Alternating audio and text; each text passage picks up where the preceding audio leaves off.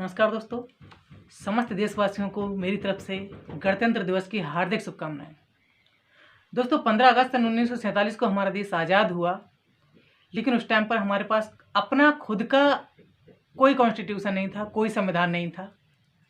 तब उस टाइम के जो तत्कालीन राष्ट्रपति थे डॉक्टर राजेंद्र प्रसाद, उनकी अध्यक्षता में डॉक्टर भीमराव अंबेडकर जी ने एक संविधान का गठन किया और इस संविधान को बनने में समथिंग 2 वर्ष 11 माह 18 दिन का लगभग टाइम लगा।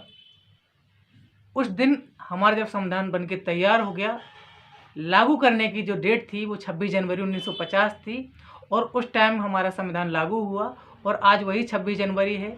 इसके लिए हम इस गणतंत्र दिवस को सेलिब्रेट कर रहे हैं। समस्त देशवासियों की एक बार हार्टली फिर से बधाई दूंगा। दोस्तों, ये चैनल एक कहानी का चैनल है, लेकिन आज़ादी की कहानी इतनी बड़ी है कि उसे शॉर्ट में समेटना बहुत मुश्किल होता है। इसके लिए आज कोई कहानी नहीं, एक कविता पेश करूंगा और कविता भी आज़ादी के समय की होती है, क्योंकि अगर आज़ादी की जो लड़ाई है वो नहीं हुई होती तो आज हमारा खुद का ना कोई संविधान होता, ना हमारी खुद की कोई पहचान होती। आज भी हम अंग्रेज़ों के अधीन होते और उन्हीं के गुलाम होते, उन्हीं के आधार पर काम करते होते। लेकिन अगर स्वतंत्र हैं, हर व्यक्ति अपने ज़िंदगी में आगे तब बढ़ता है जब वो अपने अतीत से कोई सीख लेता है, कोई समझ लेता है और उसे बिना भुलाए आगे बढ़ता है। अतीत को अपनी ज़िंदगी से कभी हम अलग नहीं कर सकते हैं। इसके लिए आज भी हम अगर आगे बढ़ें तो उस अतीत को कभी ना भुलाएं जो हमारे शहीद, हमारे क्रांतिवीर हमको दे के गए।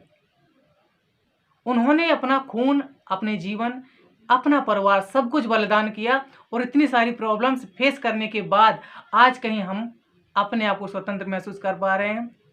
लेकिन इसका मतलब ये नहीं कि हम पूर्णतः बिल्कुल स्वतंत्र हैं, हमारे ऊपर किसी प्रकार का कोई फोर्स नहीं है। आज भी पता नहीं कितने ऐसे देश हैं जो गंदी नज़र डालते रहते हैं और आज भी वो बलिदानी सैनिक 24 घंटे सीमा पे पहरेदारी करते हैं, तब कहीं जाके हम सुरक्षित तरीके से सो पाते अपने घरों में। और उनके योगदान को देश हित में कभी भुलाया नहीं जा सकता है और इसलिए आज ये कविता पेश कर रहा हूँ उन्हीं शहीदों को याद करते हुए। उम्मीद नहीं, पूरे विश्वास के साथ कह सकता हूँ आपको पसंद आएगी और आप चैनल को लाइक जरूर करेंगे, सब्सक्राइब जरूर करेंगे। थैंक यू दोस्तों। कविता है डॉक्टर राजेंद्र प्रसाद की तो नहीं है, लेकिन हाँ नेताजी की जरूर है और नेताजी को एक सलाम देता हूँ और कविता पढ़ता हूँ। इसने लिखा है कि वह खून कहो किस मतलब का जिसमें उबाल का नाम नहीं। वह खून कहो किस मतलब का जिसमें उबाल का नाम नहीं। वह खून कहो किस मतलब का जो आ सका देश के काम नहीं। वह खून कहो किस मतलब का जिसमें जीवन न रवानी है और जो परवश होकर बहता है खून नहीं वो पानी है। उस दिन लोगों ने सही सही खून की कीमत पहचानी थी। उस दिन लोगों ने सही सही खून की कीमत पहचानी थी, जिस दिन सुभाष ने बर्मा में मांगी उनसे कुर्बानी थी। बोले स्वतंत्रता की खातिर बलिदान तुम्हें करना होगा, तुम बहुत जी चुके जग में लेकिन आगे मरना होगा। आज़ादी का इतिहास कहीं काली स्याही लिख पाती है? इसके लिखने के लिए खून की नदी बहाई जाती है और आज़ादी के चरणों में जो जयमाल चढ़ाई जाएगी वह सुनो तुम्हारे शीशों के फूलों से गूंथी जाएगी। यह कहते कहते वक्ता की आंखों में खून उतर आया, मुझे रक्त वर्ण हो दमक उठा दम की उनकी रक्तिम काया। आजान बाहों ऊंची करके वे बोले रक्त मुझे देना, इसके बदले में भारत की आज़ादी तुम मुझसे लेना। हो गई सभा में उथल पुथल, हो गई सभा में उथल पुथल, सीने में दिल न समाते थे, स्वर इंकलाब के नारों के कोसों तक छाए जाते थे।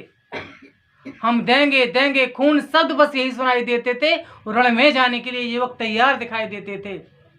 बोले सुभाष इस तरह नहीं, बोले सुभाष इस तरह नहीं बातों से मतलब सरता है। लो यह कागज है कौन इस पर आकर हस्ताक्षर करता है।